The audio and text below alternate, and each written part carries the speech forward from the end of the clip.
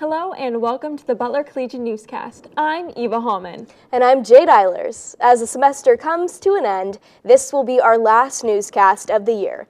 With that, we've got lots to cover, so let's get right into it. With Thanksgiving break right around the corner, make sure you establish your break intentions with the Butler Residence Life. Residence Life sent an email on October 25th and a follow-up on November 14th regarding a necessary completion of an intention form. The form only needs to be completed if you're staying here at Butler over Thanksgiving or are coming back early. This needs to be completed by Friday, November 18th at 3 p.m. Butler's chapter of Kappa Alpha Theta wraps up their Philanthropy Week.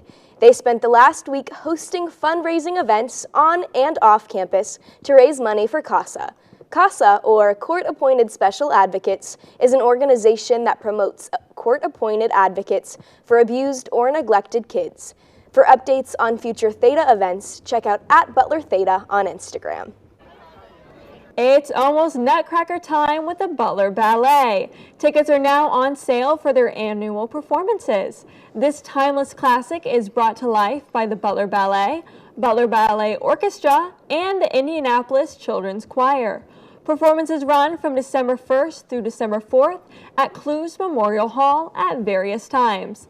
To purchase tickets and see show times, check out events.butler.org. The time has come to give thanks and eat turkey. Thanksgiving is next Thursday, but Friendsgiving is up to you. Spend time with your friends and chosen family and host your own Friendsgiving. According to Cosmopolitan, a perfect Thanksgiving is all about the menu, environment, and taking time to reflect. Are you getting tired of having to wait in line at Starbucks for your favorite after-class snack? With the cold weather approaching, you'll want your food fast to warm you up. With the Boost app, students can order ahead and skip the lines. Order ahead from Plum Market, Butler Brew, Resco, and more. Download the Boost app on the App Store and start saving time this chilly season. Sigma Gamma Rho celebrates 100 years of sisterhood. This weekend, sisters from all over the world came to celebrate at the place where it all started. This summer, Sigma Gamma Rho celebrated the installment of Founders Plaza to honor the women who founded the sorority and the centennial year. New signs have been posted around campus to honor this momentous anniversary. With finals approaching, the counseling and consultation services are here to help.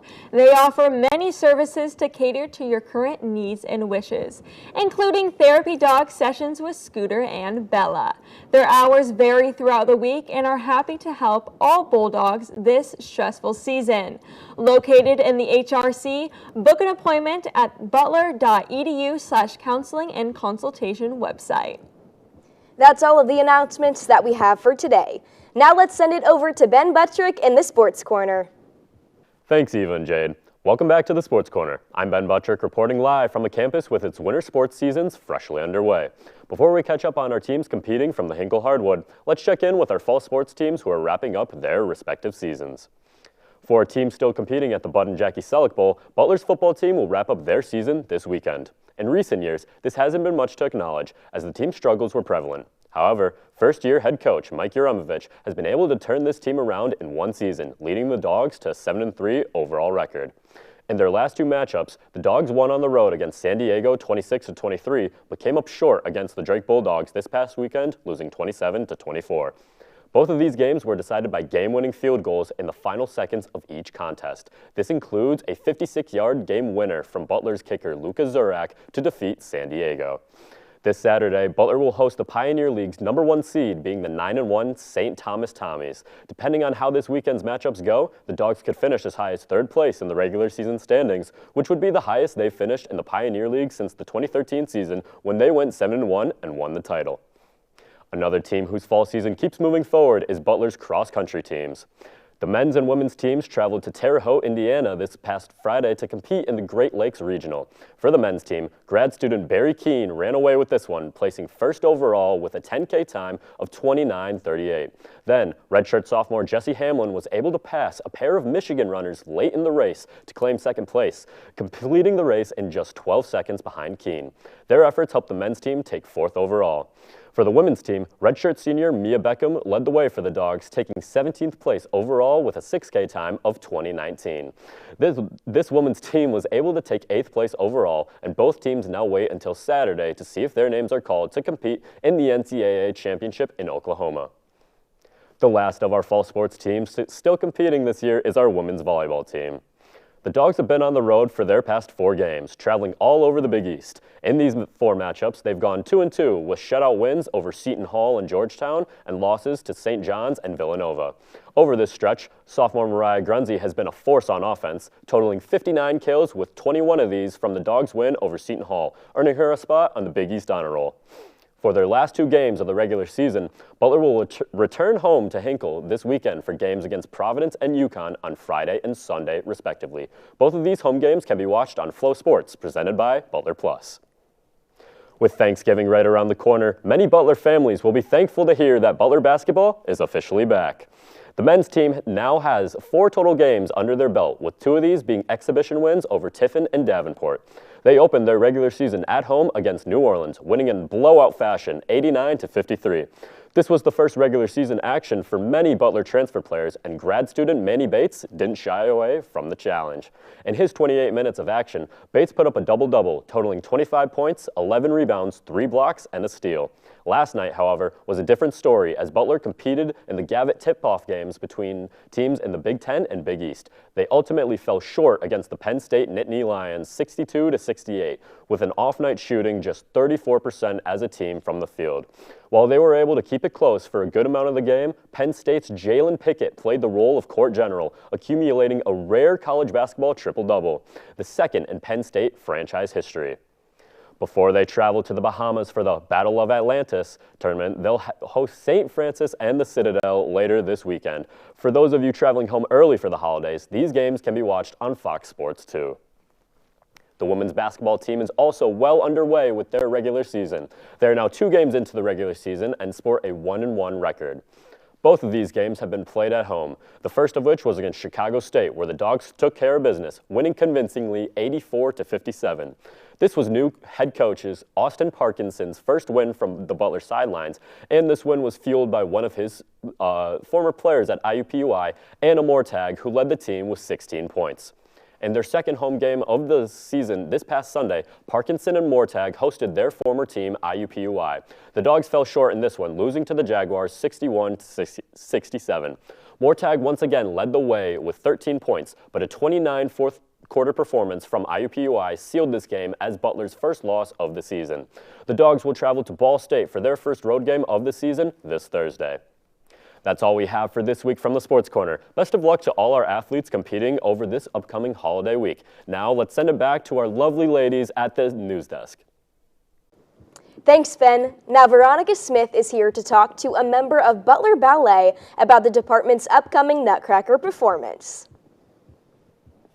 Thank you, Jade. As the holiday season is upon us, that means it is almost time for the Butler Ballet's Nutcracker performance. Here today with us to tell us more about it is Skylar Keckley, a senior dance major. So, Skylar, how did you find Butler and kind of what drew you to their dance program? Honestly, I can't tell you specifically how I found out about Butler's program, but ever since I was like 8th grader, freshman in high school, Butler was always on my radar, and I knew about them because I had known some dancers that had come to Butler, but also knew that Butler had a nationally ranked ballet-specific dance program. And so ever since I was in high school, I had always kind of been researching, looking at their grads and things like that, and that's kind of how I found my way here. And then what is your position in the Nutcracker coming up, and like how does that process kind of go with picking those spots? Yeah, so this year I'm the Mouse Queen in the Nutcracker, which has been super fun to embody that role. Our roles are decided for the Nutcracker through an audition process that happens like the end of August, so just like 1 or 2 weeks into school starting. The audition process usually entails just like a point class, and then there's a callback session like a couple days later that includes students that the faculty want to see again, and then the cast list comes out a few days later and rehearsals get rolling.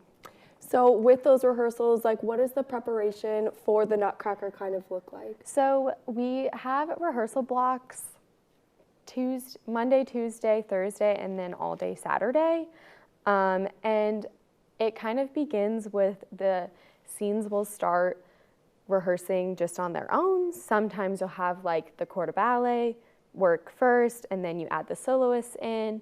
And then you'll rehearse that for a while up until like mid-October, and then the scenes will kind of start to get put together for like the whole ballet. So you'll have like the party scene roll right into the battle scene. And so then once you get closer to show, like right now, we're rehearsing the entire ballet from start to finish all together every day. And how long does that like start to finish take? The entire Nutcracker is like, I should say each act is like 45 minutes, so an hour and a half to 2 hours, an hour and a half on a good day, let's say. Yeah, and then obviously you've done the Nutcracker before, so can you kind of like explain the environment kind of backstage while the performance is going on? Yeah, Nutcracker I feel like is one of my favorite shows to perform, especially just because so many people know the story of the Nutcracker, and it's such a holiday tradition that I feel like your audience is the most engaged that you'll ever really get when they come to see a ballet. So it's always super exciting to be backstage and hear the audience before the curtain opens. But also I feel like one of my favorite things about Butler Ballet is that it's such a great group of people, and to be able to like watch from the sidelines and see like your best friends out there on the stage doing the thing that they love is kind of an amazing experience. But yeah.